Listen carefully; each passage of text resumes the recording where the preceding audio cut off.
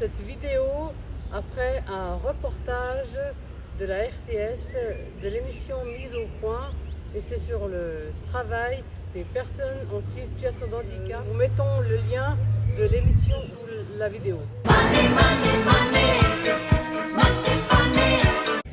On en a parlé dans une vidéo précédente, mais toi, peux-tu nous rappeler combien tu gagnes à l'heure? Je gagne 1,50 € de l'heure.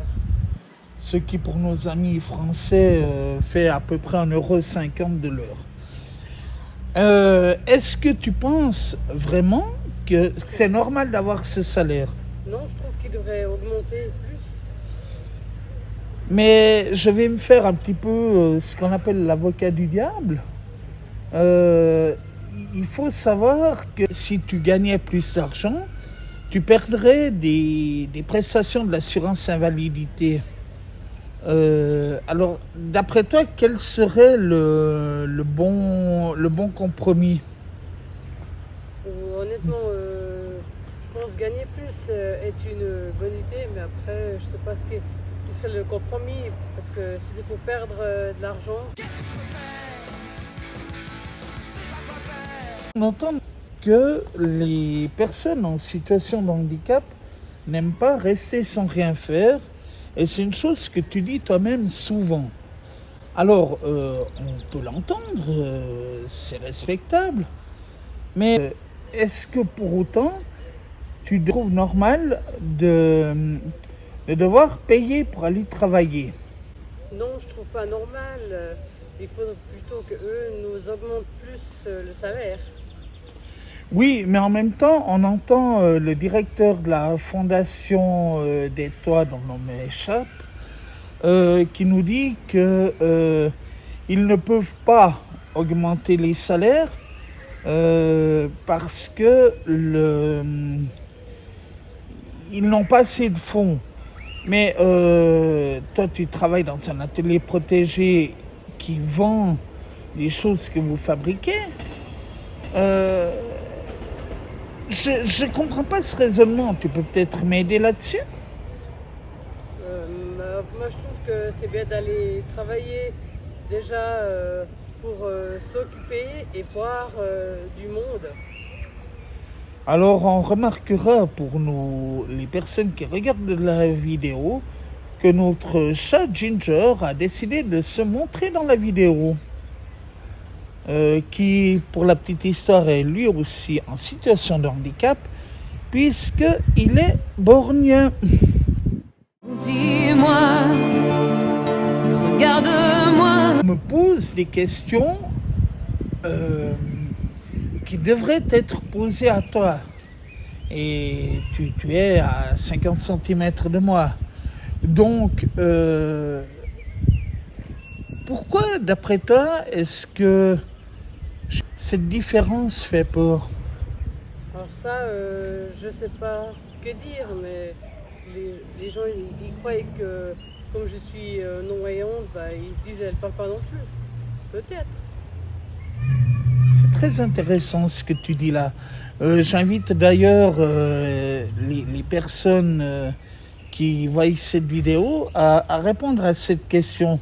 Parce que quelque part, je pense qu'un petit peu toutes les personnes valides ont à un moment zappé, en guillemets, ou en tout cas n'ont pas osé aborder une personne handicapée. Et j'ai envie de dire, le handicap n'est pas une chose contagieuse. Vous n'allez pas devenir aveugle si vous aimez j'ai les lapsus. Vous n'allez pas devenir aveugle si vous aidez Chanty. Vous n'allez pas devenir tétraplégique si vous aidez quelqu'un qui est en chaise roulante. Donc, n'ayez pas peur de poser la question quand vous voyez quelqu'un en difficulté, une personne en situation de handicap en difficulté.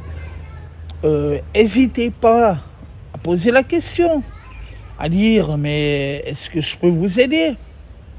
Vous risquez quoi? Au pire, la personne va vous répondre non, ça, c'est bon, merci. Par contre, Chanty, tu peux je pense confirmer, que les gens doivent te poser la question avant de te guider n'importe où. Je préfère, car ça m'est arrivé, pas souvent, une ou deux fois, que les gens veulent m'aider et qu'ils m'amènent n'importe où, alors que je ne vais pas aller où eux m'avaient guidé. Alors, on remercie tous ceux qui peuvent aider les personnes en situation de handicap. C'est super de faire ça, mais même si vous êtes plein de bonnes intentions, posez-nous la question, même si vous croyez bien faire. Est-ce que tu peux nous expliquer qu'est-ce que Insert H? Alors, Insert H, c'est un programme qui est piloté par Point Firmis, dont on va vous mettre aussi le lien sous la vidéo, où le but est d'insérer les personnes en situation de handicap dans des structures de l'économie libre. Ça peut être aussi bien des structures comme des commerces, comme des petites entreprises, comme des structures de l'État. Et sur le principe, ils vont adapter un poste de travail. Comme c'est dit dans Mise au point, c'est un poste en plus qui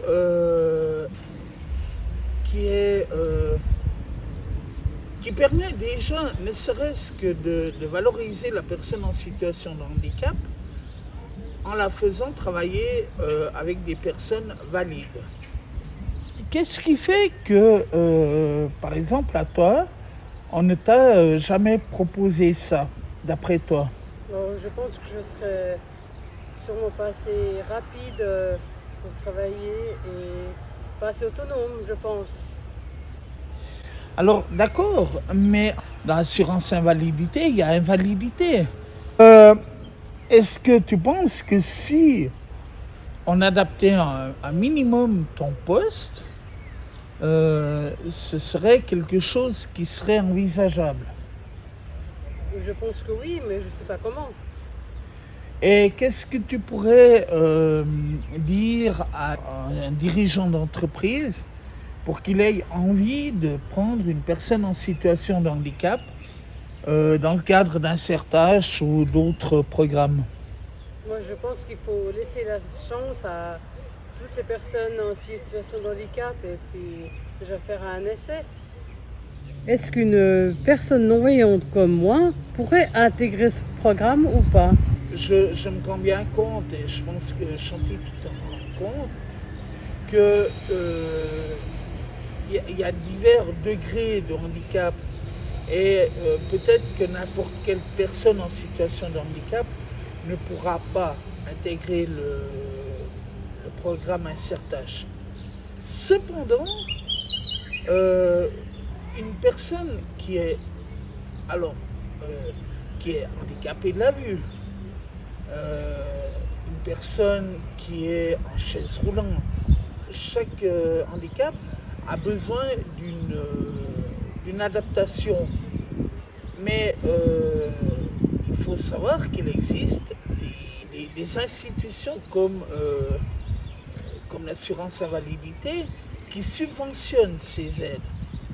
Tu as changé d'ordinateur il y a un peu plus d'une année, je crois même 2 ans maintenant, et l'ordinateur qu'une personne valide va payer 1 500 €, c'est déjà un bel ordinateur. Chanty, si elle devait le payer, c'est vite vu, elle en serait toujours à la machine à écrire. Parce que l'ordinateur, on avait passé la facture, c'est près de 20 000 francs. Avec toutes les adaptations. Il y a des synthèses vocales, il y a des scanners. Une synthèse vocale, c'est tout simplement quelque chose, quand vous allez envoyer un mail, par exemple, à Chanty, l'ordinateur va le lui lire. Et il y a plein de choses comme ça. Une personne en chaise roulante, elle va avoir besoin d'un monte-charge maintenant.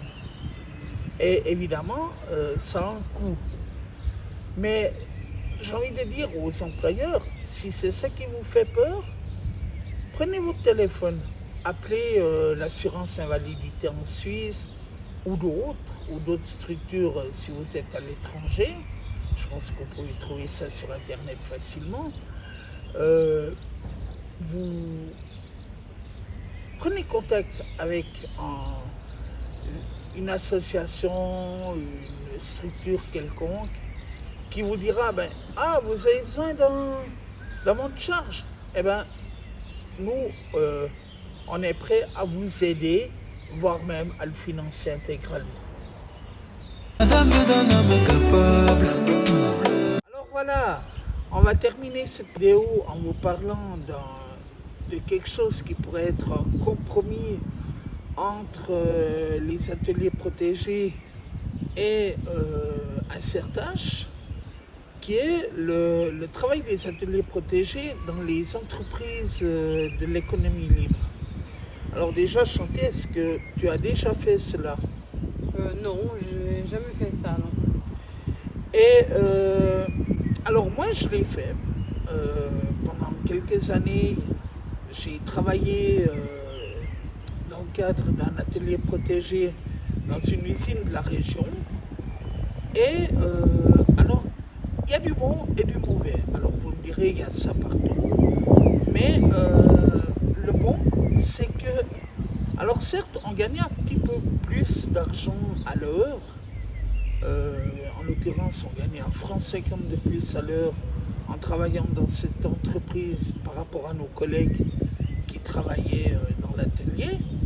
Mais je m'étais amusé à faire un petit calcul et une personne qui travaillait dans cette entreprise, même si elle était dans le cadre de l'atelier protégé, elle portait environ 7 tonnes, donc 7000 kilos, sur une journée. Alors, je pense que certes, on est mieux payé, il faudrait peut-être se poser la question du port des charges et de ce genre de choses. Mais je pense que c'est vraiment quelque chose qui peut être étudié. Par exemple, Chanty, on sait qu'il y a des commerces de la grande distribution qui engagent par les ateliers des personnes en situation de handicap. Est-ce que par exemple, tu pourrais envisager, je ne sais pas moi, d'aller aider le magasinier du commerce du coin à mettre ses choses en rayon ou peut-être à trier Est-ce que tu penses que c'est quelque chose qui pourrait être envisageable? Évidemment, tu vas avoir besoin d'aide, comme finalement tout le monde. Vous qui voyez cette vidéo, même si vous êtes valide, vous avez forcément appris à un moment votre travail. Il y a eu quelqu'un derrière vous pour vous former. Eh bien, Chanty et moi et toutes les personnes en situation de handicap, c'est pareil. On aura juste besoin, je pense, Chanty, tu vas le confirmer, on va avoir peut-être besoin de plus de temps que vous, mais handicapé ne veut pas dire incapable. Oui, c'est vrai, pour trier, pourquoi pas, ouais, pour faire des choses. Et puis, bon, ma part ranger, c'est plus compliqué, mais trier, pourquoi pas? Alors, on invite les personnes responsables des entreprises à réfléchir à cela. Merci d'avance. Voilà, la météo a décidé de faire des siennes et il pleut enfin dehors. Oui, c'est mieux dehors parce que dedans, c'est pas terrible.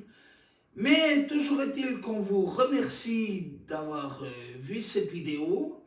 On vous invite à la partager et à vous abonner à notre chaîne dont Chanty va vous rappeler le nom.